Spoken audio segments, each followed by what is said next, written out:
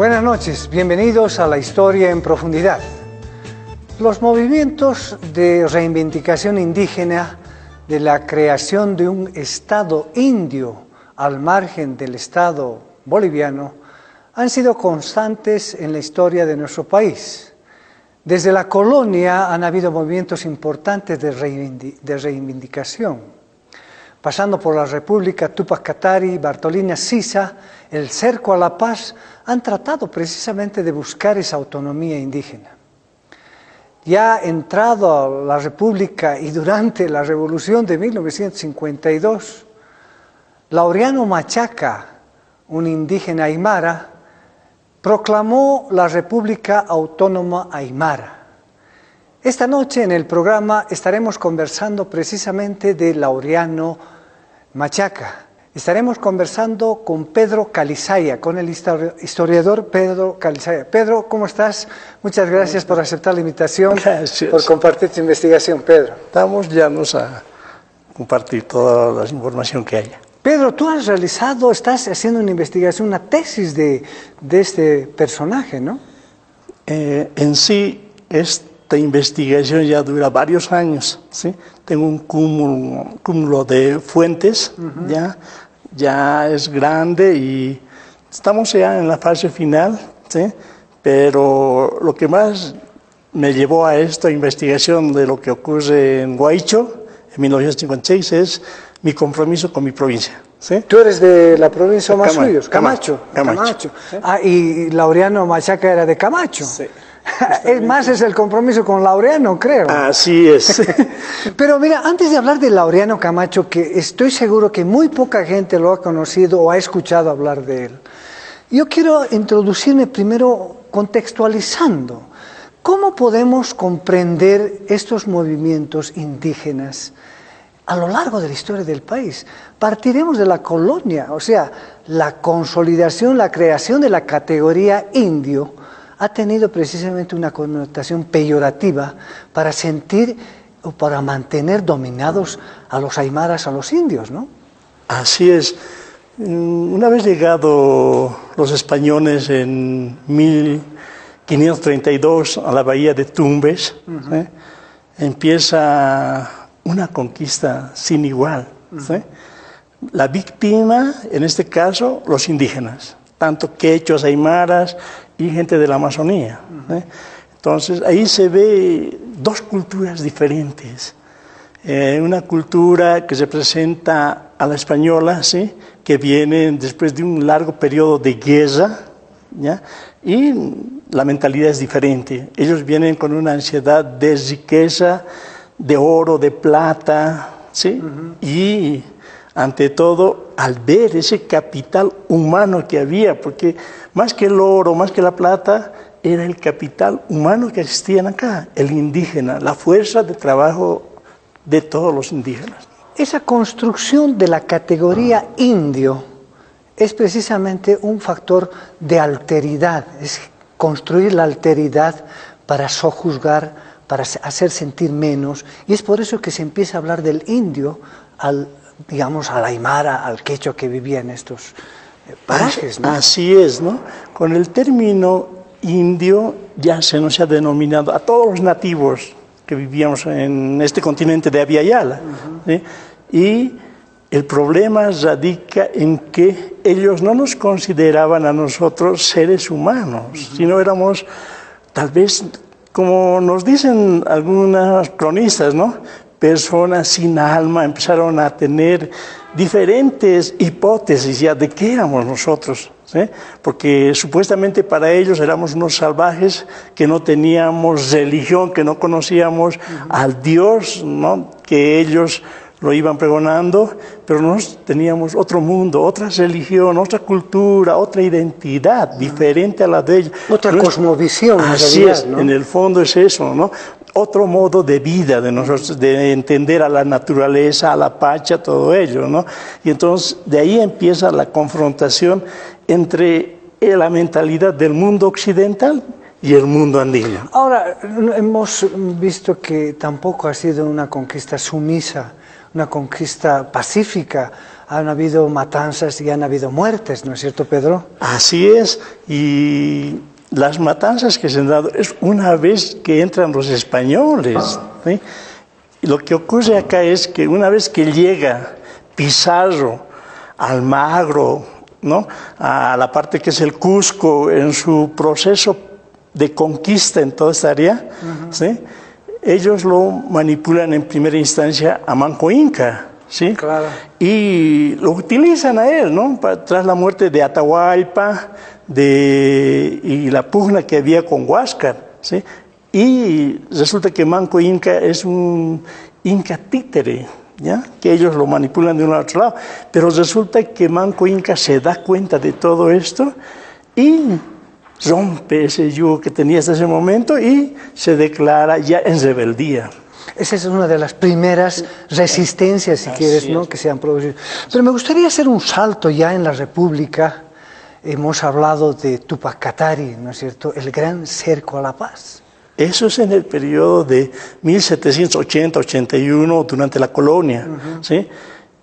Túpac Katari y muchos otros más se levantan contra el régimen español por los factores de opresión que vivían ellos. La mita, ¿sí?, la encomienda, ¿sí?, y el reparto, que era totalmente... lo oprimía al indígena, ¿sí? Lo oprimía al indígena y lo dejaba casi en la peor miseria al indígena. Entonces no había otra cosa que levantarse contra ese sistema de opresión que nos daba la corona española, ¿sí? Y entonces ellos son quienes organizan un levantamiento de grandes dimensiones, ¿no? La primera sublevación, sí, se podría decir, en todo el continente sudamericano, a la cabeza de Túpac Amaru, ¿sí?, en el Perú, así, en el lado de Chuquisaca, Tomás Katari, y en esta parte del altiplano, a la cabeza de Juliana Paz, ¿no?, Túpac Katari. Estamos hablando antes de la República, yo había mencionado durante la República, pero durante la República sí se produce un levantamiento muy importante. En realidad hay una relación muy fuerte entre Zárate Vilca y Pando, ¿no es cierto? Así es. Hay una, digamos, una alianza en lo que significa la Guerra Federal. Así es, pero ¿qué nos lleva a esa alianza? No olvidemos que durante el régimen de Melgarejo sale la ley de exvinculación de tierras. Esta ley tocaba todos los intereses de las comunidades, ¿sí? O sea, querían a toda costa los hacendados de esa época apropiarse de las tierras de las comunidades, de los indígenas, ¿sí?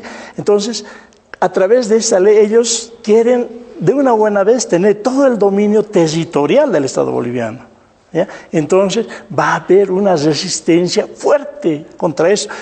Y antes de que aparezca Pablo Zárate Vilca, aparece Luciano Vilca, justamente de Huaycho, que nos lo cita Ramiro Condarco, ¿no?, que dice que en esta guerra que había para derrocar a Melgarejo, ¿sí?, tanto Agustín Morales y Casimiro Corrales entran en una especie de alianza con Luciano Vilca.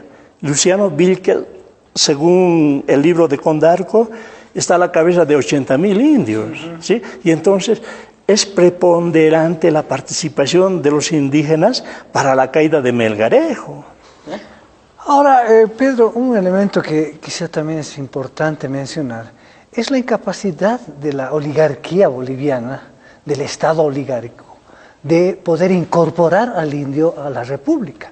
Es decir, se mantiene esa mirada colonial, esa mirada de ir postergando y sojuzgando al indio.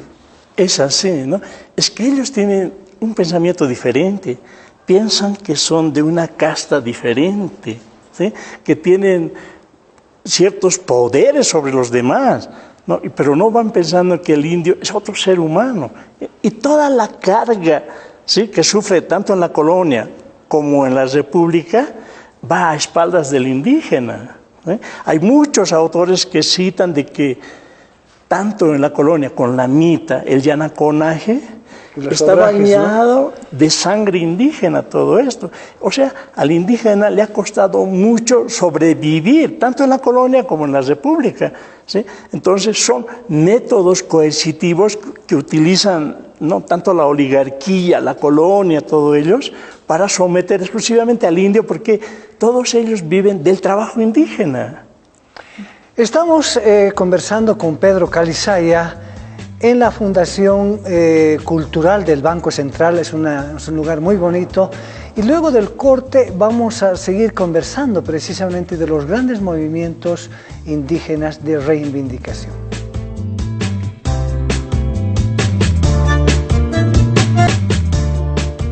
Muchas gracias por estar con nosotros. Esto es La Historia en Profundidad y estamos transmitiendo, estamos grabando desde el Museo Fernando Montes de la Fundación Cultural del Banco Central de Bolivia.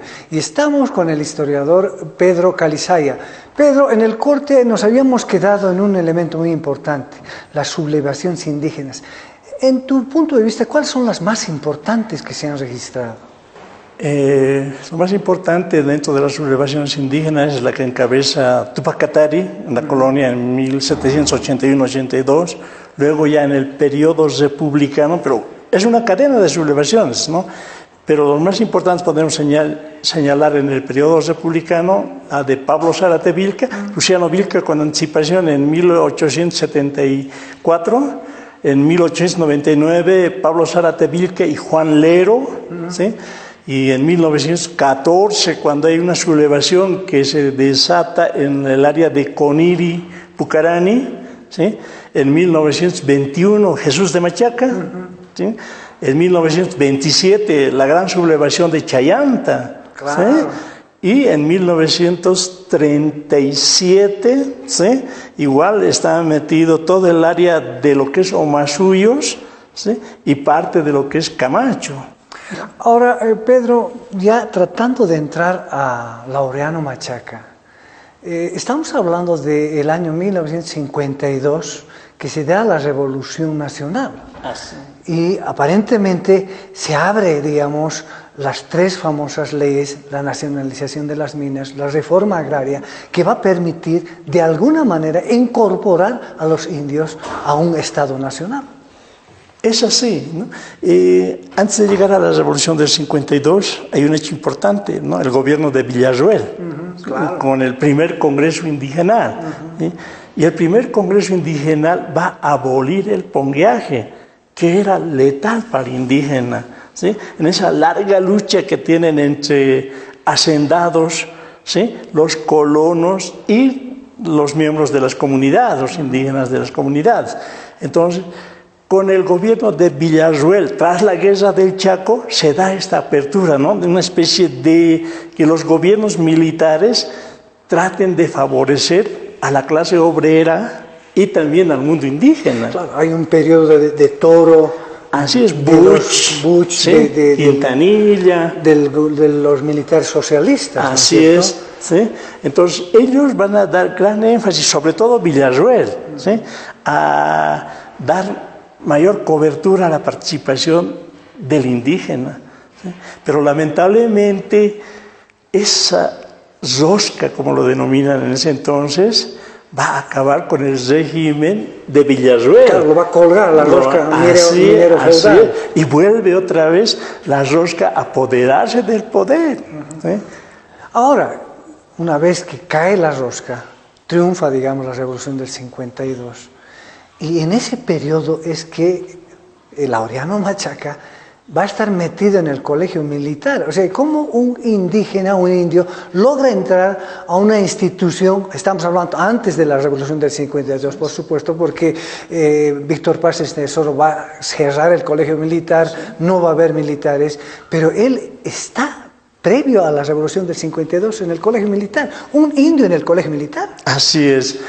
Resulta que Laureano Machaca nace en 1928, ¿sí?, y desde su niñez lleva los sufrimientos que llevan todos los indígenas, ¿sí?, y como una parte obligatoria que tienen, un tributo que tienen que rendir los indígenas es que vayan a servir de postillón, ¿sí?, a a las autoridades en los pueblos.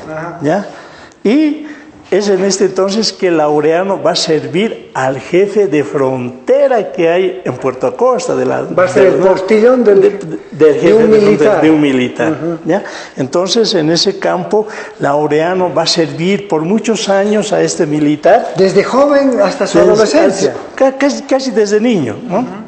Señalan, según las fuentes orales, desde sus 10, 11, 12 años, sus padres tampoco tenían las posibilidades de criar porque en el campo había una miseria total. Ahora, ¿él descendía de la nobleza aymara o era un simple aymara? Era del común de los indígenas, ¿sí? Pero se caracterizaba por muchos aspectos, ¿sí? Uno, algunos indígenas tienen así en lo personal ciertos caracteres. Él era de estatura alta. ¿Sí? Era alto. Era alto, ¿ya? Tenía la tez más blanca que los demás, nos señalan, ¿sí? Del común. Y entonces, esos factores y más su habilidad, el cuerpo que tenía, sí, bien desarrollado todo ello. Pues estaba preparado, digamos, para ser militar. Así es, ¿ya? Y son características que se da. Pero él, antes de ir al colegio militar, viene aquí a la ciudad de La Paz a hacer trabajos. ¿Ya? Y es en ese entonces... Es peón acá en La Paz, ¿no? Sí, en una hacienda. Así, no, trabaja en una fábrica de gaseosas, según ¿ya? Y es la familia de su madre, que están en la ciudad de La Paz, que ya habían cambiado de apellido. Eran los Cotas en Puerto Acosta. Cota es lago, ¿no? Lago, ¿sí? Y resulta que la familia de la madre de Laureano, en acá ya había llevado el apellido de Laguna, ¿sí? Entonces los familiares de la madre, al ver, ¿no?, que tanto tiempo había él sacrificado de su vida también sirviéndole de postillón al militar, dicen que tienen que estar en deuda el militar con Laureano Machaca. Y entonces es la familia que va a exigirle al militar que en reciprocidad tiene que hacer algo.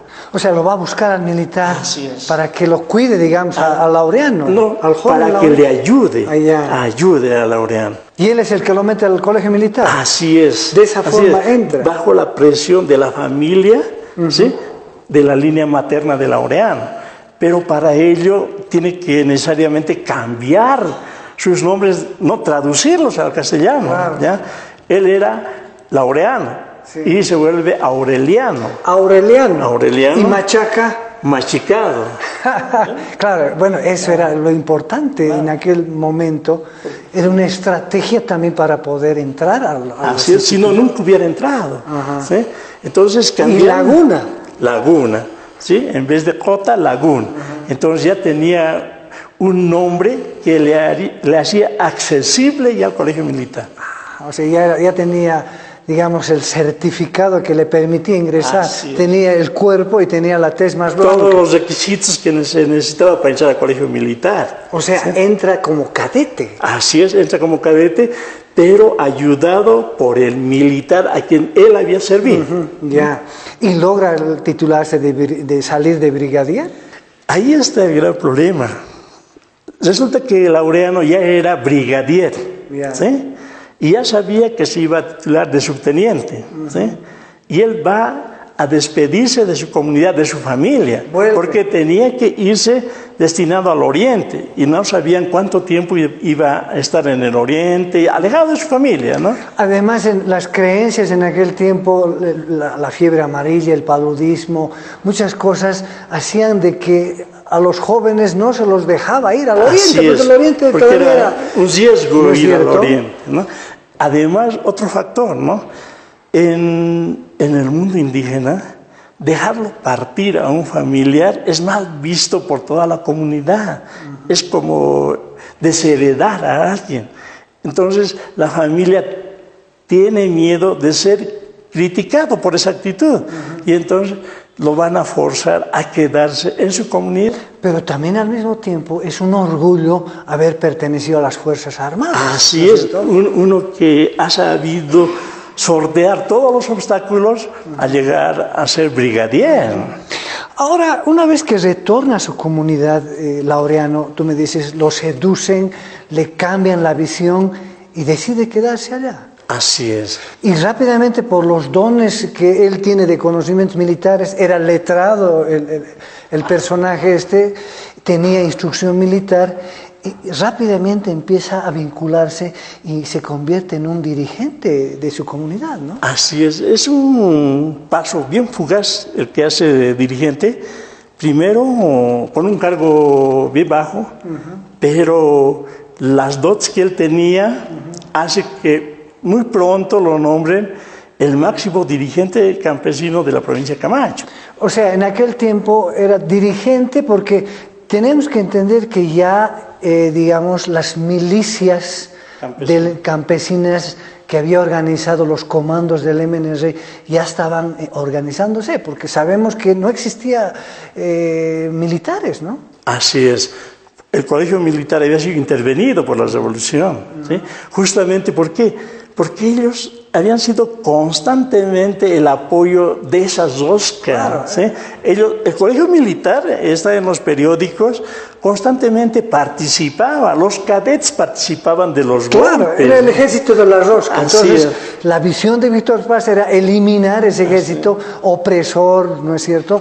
Y también empieza a organizar las milicias. Así es. ¿No es cierto? Víctor Paz quería que las milicias tomen el rol que tenía el colegio militar, ¿sí?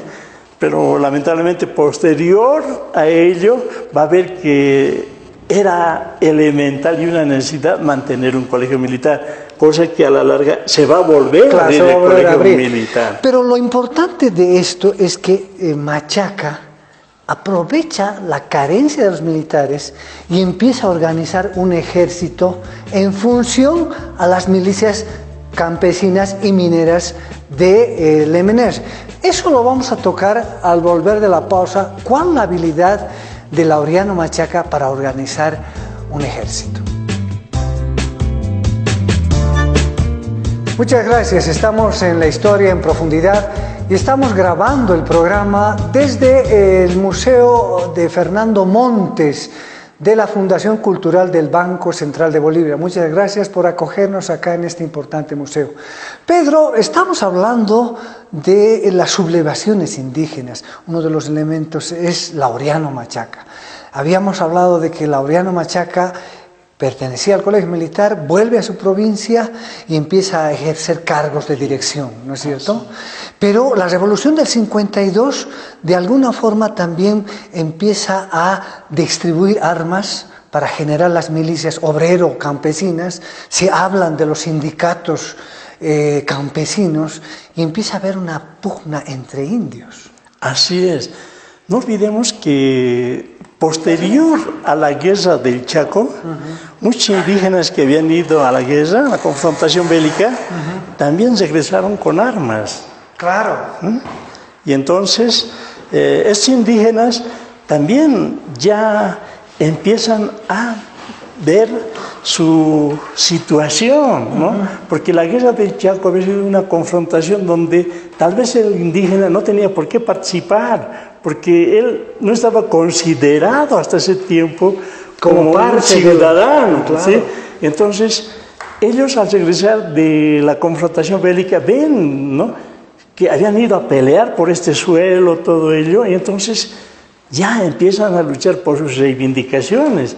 Y con el entorno que habían regresado con armas, ya empiezan a haber unas confrontaciones fuertes entre estos que retornaron de la guerra con las autoridades en los principales pueblos y con los hacendados. Además, con la anuencia del MNR que tenía que retirar a todos los hacendados y permitir precisamente la reforma agraria, ¿no? Así es, ¿no? El problema radica que en el mundo indígena, desde 1910, 20, con más fuerza, desde 1900 y hasta 1952, hay dos tipos de indígenas, ¿sí?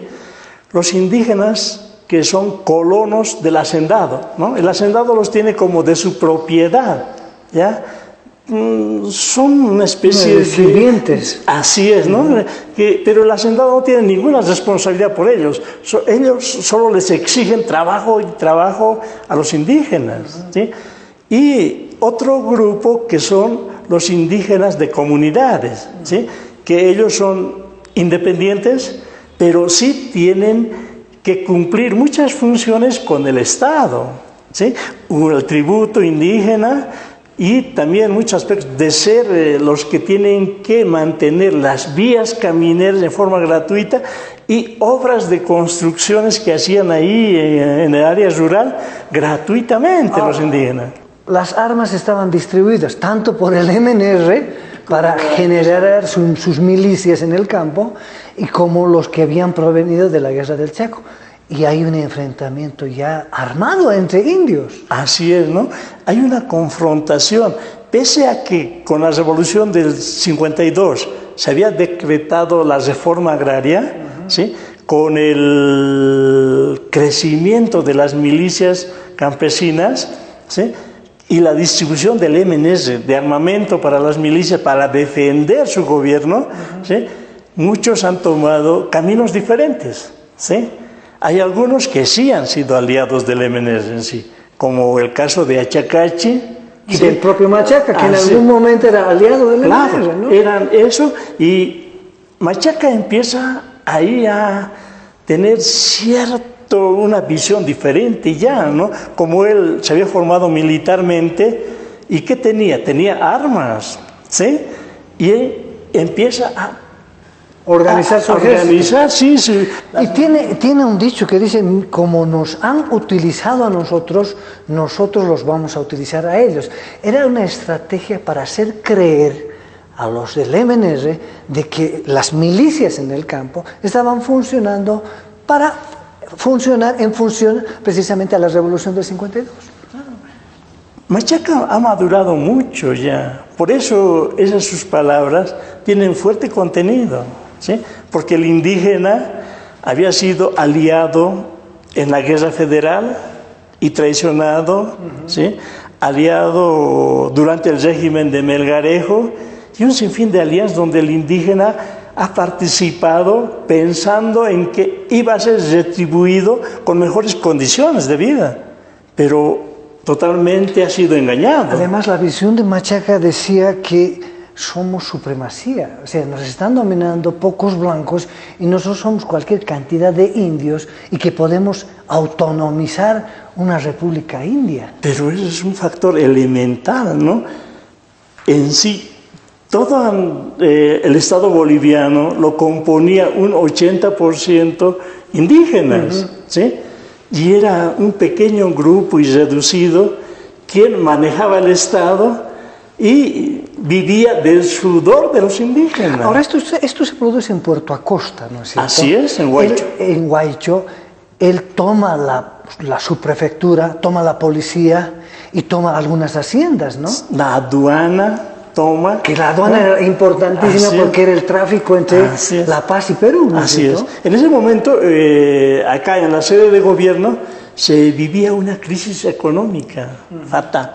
El hambre en las calles, porque no había escasez de alimentos de primera necesidad, el pan, la carne, todo lo que es necesario para alimentarse, escaseaba. Y la gente, los comerciantes preferían llevar esos productos hacia el Perú, donde costaba más caro, ¿sí? Y entonces estaba en crisis acá, y entonces él aprovecha esa circunstancia para controlar, ¿no? En Puerto Acosta, una especie de un puerto aduanero que por ahí tenían que pasar todos. Y al hacer este tipo de actividad, él también afecta intereses de otros indígenas y también de hacendados que se estaban dedicando al tráfico de... Ahora, esta sublevación, en medio del caos que se vivía acá en la ciudad de La Paz, llega a las autoridades y mandan una comisión para averiguar qué es lo que está sucediendo, qué está pasando con ese indio que es un revoltoso, ¿no es cierto? Así es. Llegan denuncias de allá, más que todo de los vecinos y de los hacendados, porque ellos ya estaban siendo afectados en sus intereses. Los vecinos son una especie de mestizos, ¿no es cierto? Esos son los mismos hacendados, ¿sí? Hay un autor peruano que dice, hay una trilogía maldita, que es el hacendado, el vecino y la autoridad. La misma persona son las tres cosas, ¿sí? Y es eso, ¿no? Pero ya estaban de capa caída también los vecinos. Claro, es que no querían acatar todo lo que la revolución del 52 les había dado, la reforma agraria. No querían acatar, querían tener sus haciendas y sus privilegios que querían ahí. Pero entonces, con la revolución del 52 y la reforma agraria, más la constitución de las milicias armadas, el indígena ya tenía poder. Ya los habían arrinconado. Así es. Y ahí surge la idea de Laureano Machaca de poder constituir un ejército. Así es, no solo un ejército, sino decía, con la experiencia que había tenido en el colegio militar y la facilidad que era tomar el poder, el gobierno, él decía, yo puedo tomarlo el poder, pero para ello, ¿qué necesito? Necesito un ejército.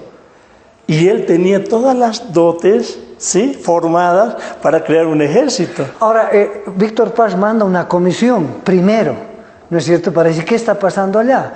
Machaca hábilmente los recibe con bombos y platillos, festejos, les ponen ponchos, les dan comida, y aquí no ha pasado nada, ¿no? Así es, retorna la delegación diciendo, no, más bien todo está normal, no ha pasado nada.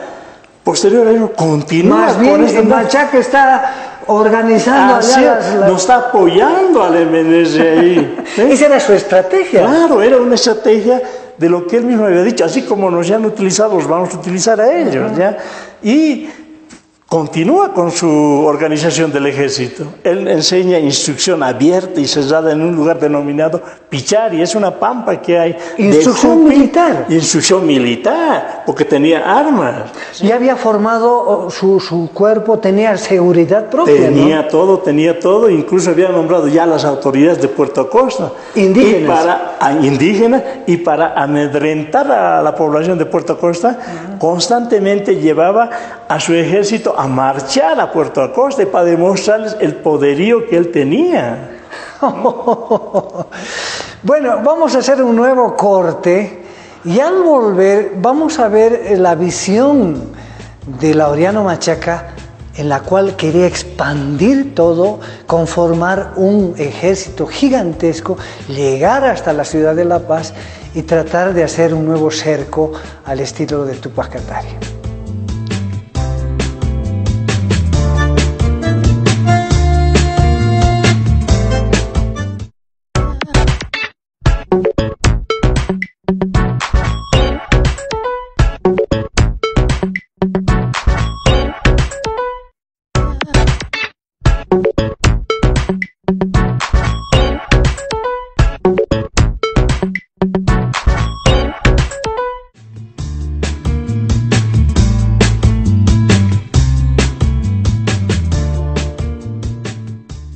Muchas gracias por estar con nosotros. Estamos en el Museo Fernando Montes de la Fundación Cultural del Banco Central y estamos conversando con el historiador Pedro Calizaya. Pedro, un elemento muy importante que nos ha quedado en la pausa es que Laureano Machaca organiza un ejército cerca de 400 personas armadas.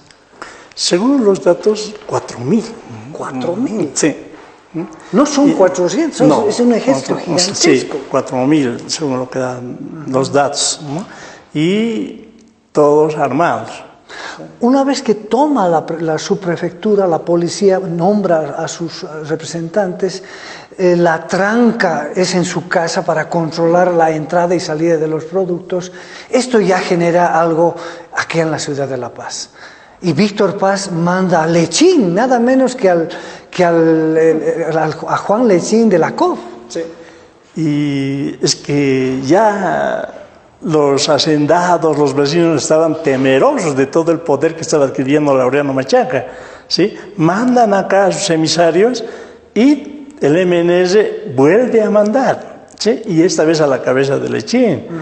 Y lo que ocurre es que Laureano le convence a Lechín de que no están apoyando al gobierno del MNS y como una retribución que tienen ellos con los líderes de la revolución, uno de sus ejércitos se llama Víctor Paz Tensoro, el otro se llama Hernán Siles Suazo y el último Juan Lechín Oquendo. O sea, 3 ejércitos con los nombres de los líderes de la revolución. Así es. Una vez más les toma el pelo. Así es, ¿ya? Y ellos retornan ya otra vez en conformidad, porque dicen, no está pasando allá, más bien es gente que nos está apoyando, ¿sí?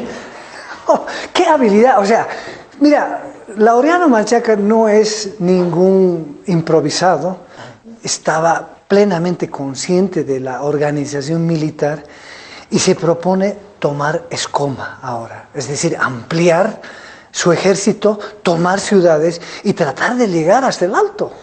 En su proyecto era un proceso paulatino de ampliar sus dominios, ¿sí?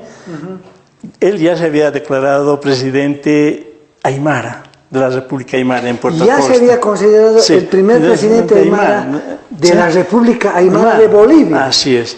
Y tenía que ampliar, ¿sí?, el espacio que tenía que...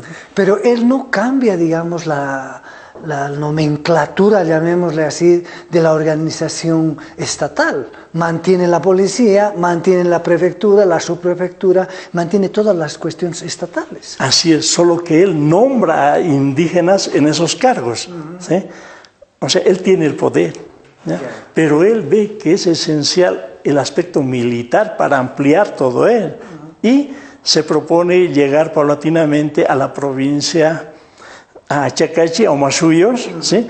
Y paulatinamente con los dirigentes, ya había tenido él una alianza, no solo con los de Omasuyo, sino mucho más adentro, que es la provincia Muñecas. O sea, ya estaba charlado. Ya estaba. Él previamente visitaba las zonas, en los cabildos hablaba. Así es, constantemente. Y les hacía reflexionar que como indígenas tenemos que tomar el poder, ¿sí? Y entonces toda la gente ya estaba ahí preparándose también, ¿sí? Ahora lo que ocurre es que en este proyecto se van a poner obstáculos. ¿Cuáles? A ver, su mismo entorno, ¿sí? Dirigentes que le guardaban cierto resentimiento a él, porque en el mundo indígena todos quieren liderizar, y cuando uno es líder hay una especie de recelo, ¿ya? Y entonces eso es lo que ocurre. Además es natural también, o sea, sí, a lo largo de la historia los españoles también se han enfrentado entre ellos, ¿no? Así es, parece que es innato en el ser humano, ¿no? Y resulta que Eliseo Achu, uno que es dirigente de ahí, y los hermanos Surco, ¿sí?, le tienen mucho recelo a Laureano. Que eran sus lugartenientes. Así es, ¿ya? Y lo que ocurre es que estos señores le guardaban un resentimiento a Laureano, porque en ocasiones anteriores, antes de que él se proclamara, habían tenido unas disputas personales entre familias, ¿sí? Y entonces ellos no perdonaban esa situación, ¿sí? Pese que en alianza estaban ahora en este proyecto, pero el rencor estaba por dentro, ¿sí? Y es en este sentido que ellos, en la localidad de Escoma, ya ven el momento oportuno para llevar adelante su venganza. Porque dentro de los planes de Laureano Machaca era primero tomar Escoma, ¿no es cierto? Así es. Y los pobladores de Escoma supuestamente ya estaban, digamos, sumisos y habían dicho que estaban de acuerdo para formar parte del ejército de Laureano. Así es, sobre todo el mundo indígena de ahí de Escoma. No olvidemos de que Escoma está conformado tanto por los hacendados, los vecinos, todos ellos, y ellos no van a perder la oportunidad de perder todos los privilegios que tenían, ¿sí? Y resulta que en un contacto justamente con estos traidores, los hacendados llegan a planificar cómo deshacerse de Laureano Machaca. O sea, ha habido una relación de... Sí, ya verbal, todo, han planificado cómo deshacerse. Ya. ¿Sí? Y lo que ocurre es que, ¿sí?, y Laureano mismo ya presentía este fin. Pero Laureano, confiado, asiste allá con poco ejército, porque lo reciben también de buena forma, ¿no? Es decir, estaban ya, si quieres, aliados a Machaca, le hicieron creer. Claro, el problema radica en esto. Como te decía, muy dentro de Laureano presentía algo, ¿sí? Y esto nos lo relata la esposa, ¿no?, que había tenido una semana antes un sueño, ¿sí? Laureano. Laureano Machaca le contó a su esposa que se había soñado que se estaba casando, estaba contrayendo nupcias en la iglesia de San Francisco, ¿ya? Y su esposa le pregunta, ¿con quién? Ah, no, con una, según las palabras, ¿no? Con una chota, le había dicho, ¿ya? Con una chota y la esposa se había puesto furiosa, diciendo, que ya empezó a imaginar... En tus sueños me estás traicionando con una chota. Sí. Bueno, una chota es una birlocha. Así es eso, ¿no? Y, o sea, en el mundo andino, soñarse que uno está en una iglesia y contraer nupcias es la fatalidad, ¿sí? Eso fue su sueño. Sí. Y él le contó a su esposa eso, ¿no? Y estaban en esa situación, ¿no? Él no sabía quién lo iba a llevar a la muerte. Ahora, su esposa también ha formado un papel muy importante, asume el comando de la alcaldía, ¿no es cierto? Así es, en allá, ¿no? Es que su esposa era una maestra rural, se había formado en la escuela adventista. Casi como Bartolina Sisa, su y ella incluso fue a la normal de los adventistas en Cochabamba, en Vinto. ¿Sí? Entonces, no era cualquier persona, era una persona ya formada también en el área académica, era maestra. Ahora, ¿cómo fue la emboscada? ¿Él se dirige con su comitiva? No, el problema radica que un día antes, los domingos es feria en Escoma, ¿sí? Ahí supuestamente lo tenían que proclamar presidente, a Laureano, sí, ¿no? A Laureano Machaca. Un día antes llegan los Surco, ¿sí? Eliseo H. y compañía, los dirigentes, y en la casa de Laureano le invitan a beber, ¿sí? Y en una primera instancia, Laureano no quiere beber. Los vecinos ya habían hecho chupar también a todo el pueblo, ¿no? Es que son sucesos paralelos que ocurren. Estos traidores de Laureano ya habían entrado en contacto con los vecinos en Escoma y estaban preparando el campo. Los indígenas en allá eran reacios a aliarse con los hacendados. Pero ocurre lo siguiente, los hacendados alrededor del pueblo en la plaza tienen sus negocios, ¿sí? Y una cosa inaudita que ocurre es que sacan de sus negocios alcohol, cerveza, todo ello, y lo dejan en plena plaza. ¿Sí? O sea, había en la plaza licor para beber. Gratuito. Así lo ponen ahí. Y van donde los indígenas a decirles, mañana va a venir Laureano Machaca, ¿sí? Y corren riesgo sus tierras, porque él les va a quitar todas las tierras que ustedes tienen. Ya generan la cizaña, ¿no? Así es. ¿Ya? Y entonces muchos dicen, no puede ser posible esto. Y los llevan ahí a Escoma, a la plaza, a los dirigentes, todo ello, y los invitan a libar, ¿ya? Una vez iniciado esto, ellos se van y son los propios dirigentes que empiezan a llamar a los demás, al grueso de los indígenas, para que vengan y empiecen a tomar todo lo que habían ofrecido ahí. Ahora, Laureano Machaca andaba con una capa de militar, ya prácticamente era un personaje exclusivo, ¿no? Así es, según las referencias que se tiene, es la indumentaria que usaba el ejército alemán en la Segunda Guerra Mundial, claro. ¿sí? Con polainas y capa larga, ¿sí? O sea, él no se desprendía de esa forma de vestir que tenía Laureano Machaca. Y lo que ocurre es que ahí estos dirigentes traidores lo hacen beber, ¿sí? Pese a los ruegos de su esposa que le pedía que no siga bebiendo, se dedicaron a beber hasta altas horas de la noche, ¿sí? Y ahí en esa conversación que tenían le dijeron, los de Escoma mañana te van a proclamar y tenemos que ir a Escoma y tienes que estar presente ahí. Al día siguiente, muy temprano, ¿sí? Llega un camión de Puerto Costa y se embarca, no con toda la gente, sino este grupo dirigencial nada más. No tenía ni su guardia. Así es, ¿ya? Y lo llevan a Escoma. Y en Escoma, ¿sí? A la boca del lobo. Así es, en un lugar denominado Huatahuaya, es un puente debajo, que el río Suchis pasa por debajo, ¿sí?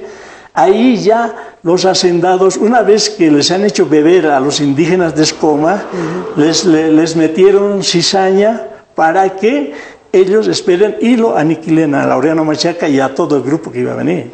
¿Lo agarraron, lo persiguieron? O sea, él llega en el camión, según la referencia de historia oral, ¿sí? A lo que está en el camión para pasar el puente se detiene un poco y ahí es donde les llega una ráfaga de todo lado al camión. Lamentablemente, cuando él recibe la ráfaga en el camión, él trata de reaccionar. Pero sucede algo inusual, se le tranca su pistón. ¿Sí? No puede. Claro, y ya no puede hacer. Y lo único que tiene es a escapar, a huir, ¿no? Porque el camión se había dado la vuelta y algunos que lograron encontrarlo se subieron y él también corrió detrás del camión. Y no pudo no pudo porque también toda la gente ya se le venía encima y el camión se dio a la fuga desde retorno hacia Puerto Costa. Y a él ya lo dejaron ahí en pleno escape, ¿sí? Y con toda esa jauría que estaba detrás de él, ya no habrá aguantado en correr 1 o 2 kilómetros, claro, y cae extenuado. Y lo han masacrado.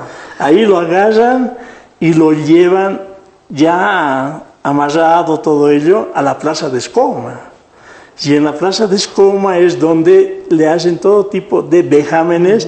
Incluso relatan, ¿no?, los de Puerto Costa que en ese entonces habían estado de pasada yendo a Puerto Costa y me lo narra una señora que en ese entonces era niña y yo he visto, me dijo, a Laureano estaba allí en calzoncillos, le estaban haciendo dar la vuelta a la plaza. ¿Sí? Ahora dime una cosa, hay una creencia que se come en la lengua de Laureano Machaca para que esto quede en nada, nadie hable nada y nadie diga nada, ¿no? En el mundo andino, es cierto que somos muy supersticiosos, ¿sí? En un caso similar a eso yo encontré en el lugar denominado Totorani en Puerto Costa, que habían hecho casi lo mismo con otro personaje, por otras circunstancias, ¿sí? Y ahí es donde indagué que por qué le sacan los ojos, le cortan la lengua, porque ellos dicen para no dejar testigos, porque en las comunidades hay personajes que están dedicados, como los yatiris, que pueden averiguar todo. Claro. Entonces, para que no los reconozcan, los sacan los ojos. Porque en la retina del ojo se refleja a quién está ahí, ¿no? Sí, y la boca le cortan para que no hable y no dé los nombres de quiénes son los asesinos. Bueno, Pedro, lastimosamente llegamos al final del programa. ¿Cuál sería, en este caso, tu reflexión final de todos estos levantamientos indígenas? La reflexión final sería de que en el mundo indígena nunca ha habido unidad, ¿sí? Ha habido disputas personales, todo ello, y ante todo, nadie ha valorado el rol del indígena, ¿sí? El indígena siempre ha sido la máquina que ha dado todo de sí para sostener en la colonia, ¿sí? En la República, lo mismo ha sostenido a todo el Estado boliviano, ¿sí? No ha sido reconocido nunca su sacrificio que ha cumplido. Bien, muchas gracias, Pedro. Hemos conversado con el historiador Pedro Calizaya. Una vida muy importante, la de Laureano Machaca, que hemos podido desmenuzar precisamente esa visión de los aymaras, de los indios, tratando de reivindicar, tratando de generar un Estado independiente. Esto fue La Historia en Profundidad por Abya Yala Televisión. Hasta la próxima semana.